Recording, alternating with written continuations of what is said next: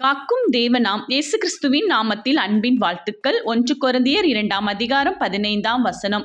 ஆவிக்குரியவன் எல்லாவற்றையும் ஆராய்ந்து நிதானிக்கிறான், ஆனாலும் அவன் மற்றொருவனாலும் ஆராய்ந்து நிதானிக்கப்படான். பிரியமானவர்களே, இந்த நாளிலும் கூட ஆவியானவர் நம்மோடு இருக்கிறார் என்பதை நாம் அறிந்திருக்கிறோம். ஆவியானவர் நம்மோடு இருக்கும்போது நம்முடைய காரியங்கள் எல்லாவற்றையும் ஆராய்ந்து செய்கிறவர்களாய் நாம் இருக்கிறோம். நிதானம் நம்மோடு இருக்கிறது. ஆதலால் நம்மை யாராலும் ஆராய்ந்து நிர்ணயிக்க முடியாது.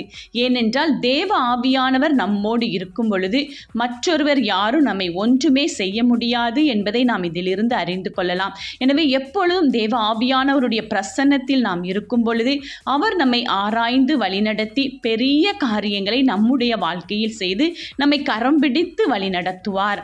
ஆமேன்.